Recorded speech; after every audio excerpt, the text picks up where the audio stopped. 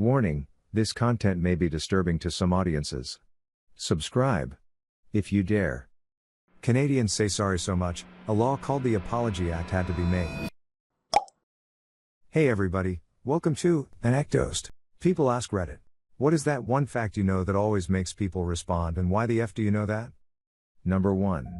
This will get buried, but don't ever bury a dead body in an area without any vegetation. The high nitrogen content in our bodies helps plants to grow, and there will be a weird grassy patch at the top of the burial site and anyone would be able to spot it. Number 2. Commenter. Most candy has bugs in it. That's why the FDA has a set limit on bug parts per unit of candy. Person B. I can confirm this. I'm majoring in food science, and one of the weirdest and most interesting things I have learned is that the FDA allows a certain amount of filth in any and all food products. That's what they call it. It's basically impossible to prevent rodents or bugs from getting into the processing line, depends on the food product. One of my food science textbooks has a couple of pages dedicated to a list of foods and their designated filth limits. For example, peanut butter can only have X amount of maggots per X area. There's fly wings, rodent hairs, rodent and insect feces, insects and insect eggs, etc. In one of my classes we got to tour a raisin plant facility. Basically, raisins are sun-dried in huge open crates and, over time, you'll get bugs and stuff that land on top of them. They take the crates and place them inside a fumigation chamber for a couple of days to kill off all the insect eggs. The raisins are then passed through a sieve later in the processing line, but that doesn't necessarily ensure that it's 100% free of dead insect bits. Same thing when tomatoes are sun-dried to be stored for the winter and later used to make a variety of products. They are put on trays that are placed on the ground out in the open. They, obviously, also accumulate all kinds of rodents and pests. I'm pretty much desensitized to all nasty things related to food. Nothing scares me anymore. If the food doesn't kill me, then something else will. Number 3. Most victims in survivable plane crashes died of jet fuel burning and choking them. Smoke hoods could save hundreds of lives if installed on airplanes, likely many more than flotation devices since ditching is incredibly rare. Also, backwards facing seats would make a plane crash much easier to survive thanks to the G-forces pressing you against the seat instead. Number 4. Commenter. A guy at my work was a sweaty guy. Like HR spoke to him about it. We had to work closely together in small rooms and we sat next to each other. He told me later that he really appreciated that I was cool about it, never moved away from him, never screwed up my nose. Didn't want to tell him that it never bothered me. I liked how he smelled all the time. Only him, no one else. I'm very sensitive to smell usually. He's my out-of-work friend too, so this is all very weird for me. Person B. This is due to pheromones. I went to a scientific love exhibition years ago as part of a physics course when I was 16, and they had a smell of vile. Out of 30 odd of us, only me and one other person enjoyed the smell, while everyone else said it just smelled like stale sweat. My understanding is that our pheromones give indicators to our general well-being, and different types of antibodies that we have. So basically, we're attracted to people who have different immune systems to us. This is an ecological advantage we have because it means that any offspring, in theory, should have a stronger and more varied immune system and thus have a better chance at survival. Number 5. Commenter. You can get prescription methamphetamine in the US. Trade name Dazoxin. Used for extreme ADHD or extreme obesity. Cocaine is commonly used on small children in pediatric trauma centers, since cocaine is an anesthetic and a vasoconstrictor. It is applied topically to control pain and bleeding in children that are too young to handle morphine. Person B. I got that when I was a kid. Went ass over tea kettle on my bike and landed on my face. The doctor used topical cocaine to numb the wound before he sutured it up. I was tickled pink at the thought that I was getting coke while my dad was right there. Person C. There's only one pharmacy in America that is allowed to produce cocaine, and they also make the coca extract for Coca-Cola. Number 6. Commenter. It's not blood when there's red juices coming out of meat during cooking. It's myoglobin, a protein that carries oxygen to the muscles. Also, it's okay to eat boogers, more drip down your throat than come out anyways. It's still gross though. My biology teacher was awesome. Person B. I thought the problem with boogers was more of an eating without washing your hands issue combined with a jamming dirty fingers into nostrils situation. More boogers drip down your throat, but I wonder how different they are in terms of bacterial/viral/fungal colonies versus the crusty stuff that has been hanging out near the front of your nose for longer. Person C. I haven't got time to look for the study, but apparently none of that matters. It's still good for your immune system. Pathogens' antigens don't change regardless of how old they are or how many there are, so the crusty stuff is no different, lol. I still think it's pretty grim though, since there's simply a lot of grit and dust that can't be metabolized or destroyed by an immune response, but the principle of acting like a sort of vaccine to pathogens still exists. Number 7. Commenter. If you fly a lot and want to be an asshole and never pay for a drink or food while in the air, use a credit card that is deactivated and declines. The Wi-Fi in the air doesn't pick it up until it's processed days later. Literally, you can do this every time. Pro tip, make sure the date on the card hasn't expired and it's free cabs and whiskeys the entire plane ride. Every single time. Source, I used to date a flight attendant. It's pretty common knowledge. Person B, you'd think if that happened they'd try to bill you for it after, since they know who you are from your ticket.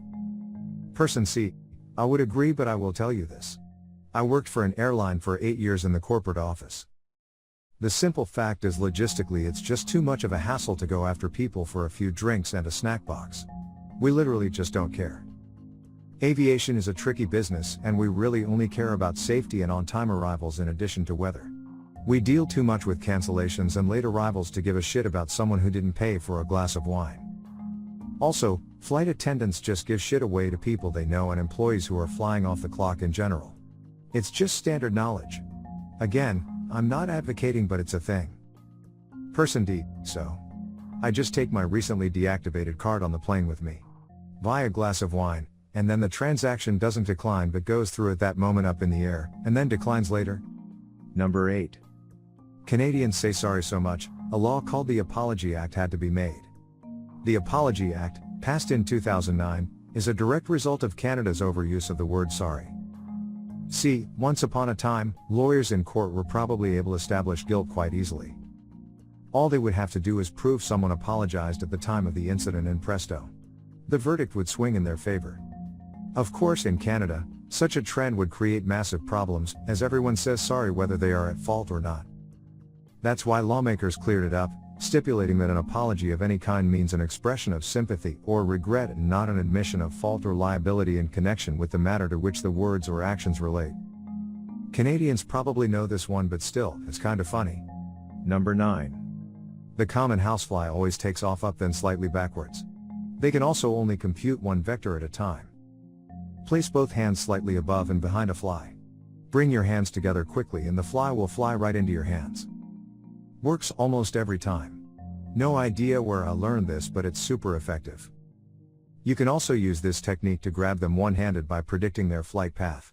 Number 10. Commenter. The best way to clean up blood without leaving a smell is salt. Just put salt in scrub, the salt helps the blood clump into pieces, making it easier to clean too.